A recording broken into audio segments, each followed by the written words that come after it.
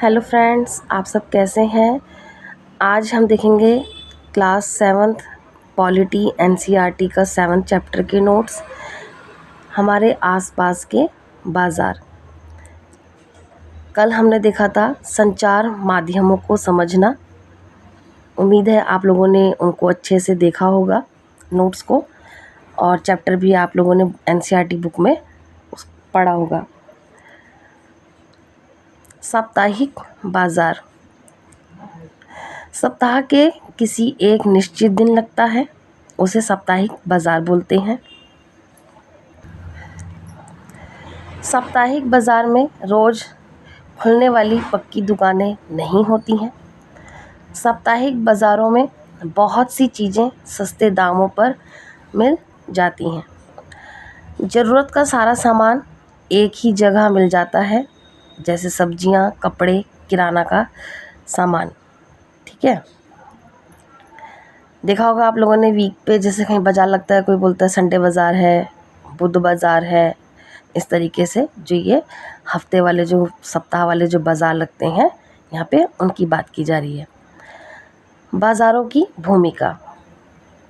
वे लोग जो वस्तु के उत्पादक और वस्तु के उपभोक्ता के बीच में होते हैं, उन्हें व्यापारी कहा जाता है। पहले थोक व्यापारी बड़ी मात्रा या संख्या में सामान खरीद लेता है।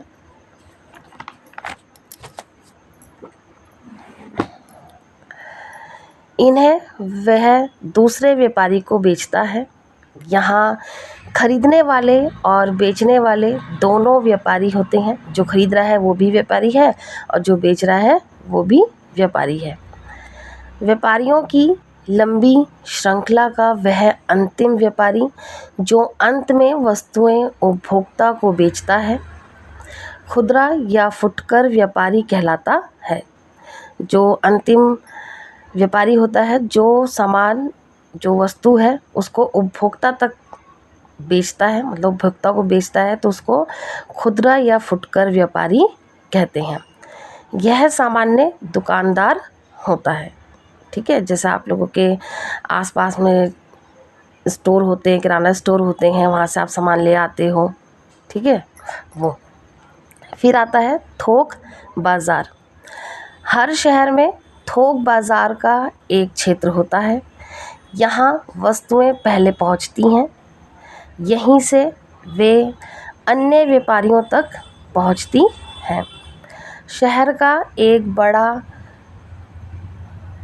थोक व्यापारी कारखाने से सामान खरीदता है, यानी कि जो शहर का बड़ा थोक व्यापारी होता है वो कारखाने से सामान खरीदता है और अन्य बड़े गोदामों में रखता है।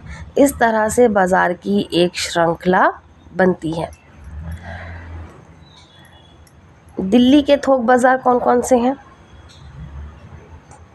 आज़ादपुर, दरियागंज, केशवपुर और Okhla. Sustainable development goal 12, responsible consumption and production. ठीक है, यानी कि जिम्मेदारी से उपभोग और उत्पादन, ये इसका थीम था। ठीक है, आपको ये याद रखना चाहिए, क्योंकि ये सस्टेनेबल डेवलपमेंट गोल अक्सर पूछे जाते हैं एग्ज़ाम में, तो यहाँ पे आपको ये चीज़ें नोट करनी है। तो आप लोगों का जो 7th चैप्टर है एनसीईआरटी पॉलिटी क्लास 7th का, ये फिनिश होता है यहाँ पर। कल हम बाज़ार में एक कमीज, ये चैप्टर का नाम है। चैप्टर होगा 8 7th क्लास का। कल पॉलिटी का हम उसके नोट्स देखेंगे। उसमें हम दादन व्यवस्था के बारे में जानेंगे। ठीक है, ये सब चीज़ें देखेंगे हम, और भी चीज़ें देखेंगे उसमें। तो आज हम वाला चैप्टर यहीं पे फिनिश करते हैं। उम्मीद है आप लोगों को नोट्स सही लग रहे होंगे। किसी के मन में कोई भी डाउट हो तो प्लीज़ मुझे कमेंट बॉक्स में मैसेज करके मुझसे पूछ सकते हैं। और आगे प्लीज़ वीडियो को शेयर करें और सब्सक्राइब करें। तब तक के लिए आप सबको मेरा बाय बाय।